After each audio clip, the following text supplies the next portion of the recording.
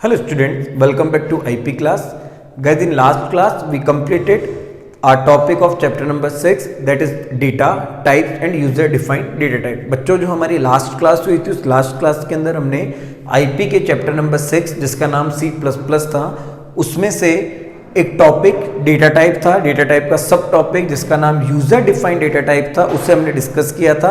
और chapter number 6 में से हमारा जो टॉपिक चल रहा था इस क्लास के अंदर वो था हमारा डेटा टाइप्स। तो डेटा टाइप्स क्या होते हैं हमें जान चुके थे।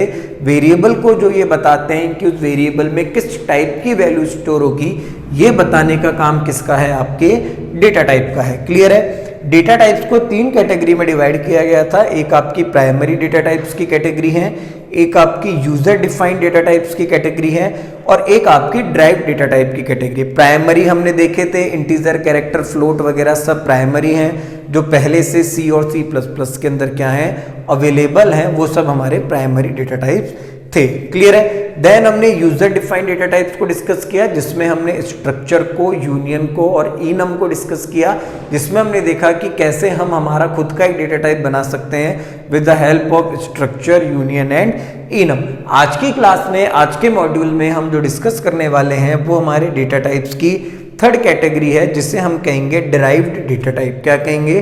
Derived data type. और ड्राइव्ड डेटा टाइप के अंदर आज जो आप डिस्कस कर रहे हो वो सब है आपका एरे, फंक्शंस, पॉइंटर और रेफरेंस टाइप। यानी आपके जो ड्राइव्ड डेटा टाइप हैं आपके सिलेबस के अकॉर्डिंग आपको चार तरीके से दिए हुए हैं। क्लियर है। सबसे पहला है आपका एरे। एरे को हमने चैप्टर नंबर 2 में भी पढ़ा था।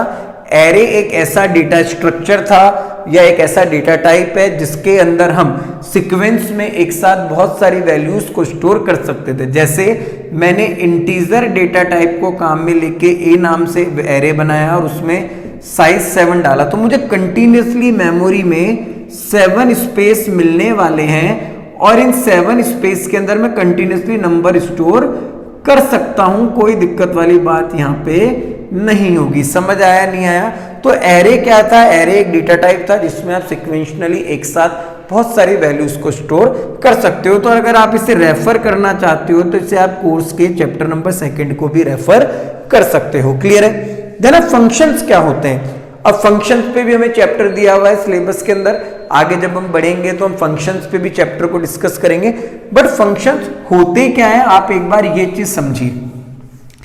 जैसे फॉर एग्जाम्पल आपके C और C++ के प्रोग्राम को रन कराने के लिए एक फंक्शन काम आता है जिसका नाम है मेन फंक्शन। क्या नाम है?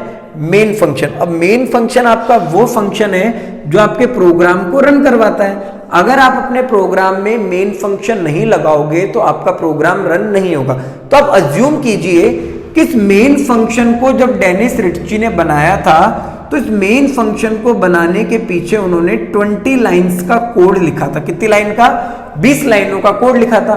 और उन्होंने लेट अज्यूम करो कि मेन फंक्शन बना ही नहीं है और अब प्रोग्राम को रन कराना होता है तो हमें हमारे प्रोग्राम में 20 लाइंस लिखनी होती है हमेशा एक जैसी, जब जाके हमारा प्रोग्राम रन होता है। अगर मेन फंक्शन नहीं होता तो आज तुम भी C और C++ में जो प्रोग्राम बना रहे हो अगर उसे तुम रन करना चाहते हो तो तुम्हें भी क्या करना पड़ेगा?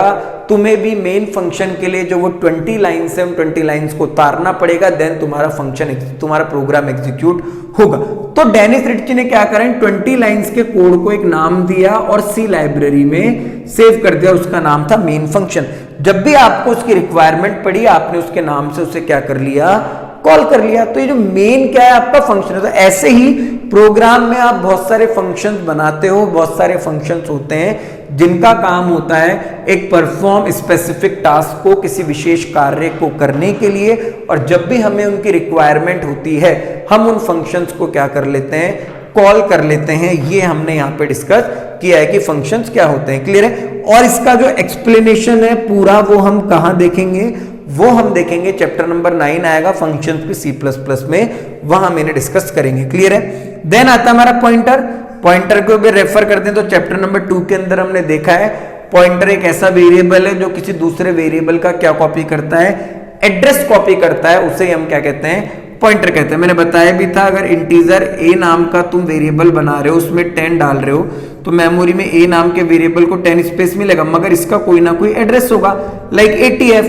अब इसका कोई ना कोई एड्रेस है, तो इंट स्टार बी एक पॉइंटर है जो ए का एड्रेस कॉपी करेगा, तो बी का जो वैल्यू होगी वो होगी 80f। उसने एड्रेस कॉपी किया है किसका, ए का। तो पॉइंटर क्या है, पॉइंटर एक वेरिएबल था जो किसी दूसरे वेरिएबल का एड्रेस कॉपी करता था, और ये भी चैप्टर नंबर 2 के अंदर हम डिस्कस करके आ चुके हैं। देन है आपके रेफरेंस टाइप। अब रेफरेंस टाइप क्या होता है, सब कभी कभी क्या होता है, किसी वेरिएबल को कोई अल्टरनेट नेम देना होता है, यानी वेरिएबल को कोई दूसरा नाम देना होता है जो उसके विकल्प में काम आता है। जब आपके पास वेरिएबल को ओरिजिनल नेम नहीं है और आपको याद नहीं आ रहा है, तो आप उसके अल्टरनेट में अगर किसी नाम को काम में लेते हो तो वो पॉसिबल हो पाता है रेफरेंस टाइप की वजह से। तो बेटा ये जो है ना, ये वैसे प्रोग्रामिंग में तो ज्यादा काम नहीं आते हैं, ड्राइव ने कहीं और से निकल के आए, बस इनका यूटिलाइजेशन हम पहले देखते हुए आए हैं। हाँ, डेटा टाइप्स क्या होते हैं ये इंपॉर्टेंट है, आपको जानना चाहिए ताकि आपको आगे आइडिया रहे प्रोग्रामिंग करते वक्त। प्राइमरी आपको पता होना चाहिए, यूजर डिफाइंड मैंने बना के आपको दिखाने की कोशिश की थी एग्जांपल से, और ड्राइव डेटा टाइप। तो चैप्टर नंबर 6 में हमने C++ का इंट्रोडक्शन, C++ में क्या क्या फायदे थे C की तुलना में ये, उसके बाद हमने C++ का प्रोग्राम किन किन चीजों से मिलकर बनाया, keywords, tokens, identifiers, expressions, operator, operands, main function, आपका हैश इंक्लूड, आपका हेडर फाइल, सब चीजों को हमने वहां पे डिस्कस किया। देन उसके बाद हमने इसके अंदर हमारे डेटा टाइप्स को शुरू किया। आई होप अभी तक जितने भी डेटा टाइप और जितने भी टॉपिक हुए हैं C++ के आपको समझ आए होंगे। फिर भी अगर आपको रिगार्डिंग इन टॉपिक से कोई डाउट है तो आप मुझे कॉल करके भी पूछ सकते हैं। हमारी जो नेक्स्ट क्लास होगी उस नेक्स्ट क्लास के अंदर हम डेटा टाइप्स को कंप्लीट कर चुके हैं आज। उसके बाद हम जो शुरू करने वाले हैं वो होगा हमारा टाइप कास्टिंग और टाइप कॉम्पेटिबिलिटी। वो भी डेटा टाइप से रिलेटेड है। वहां पे आप सीखोगे कि एक डेटा टाइप को किसी दूसरे डेटा टाइप के अंदर कैसे चेंज किया जाता है, कैसे बदला जाता है, वो आपको देखना है। उसको बदलने के कितने तरीके हैं ये आपको देखना है। जो हमारी नेक्स्ट क्लास होगी उसमें हम यही देखेंगे, और उसके बाद हमारा चैप्टर नंबर 6 कंप्लीट होगा। आई होप आप सभी को सब समझ आया होगा। ओके।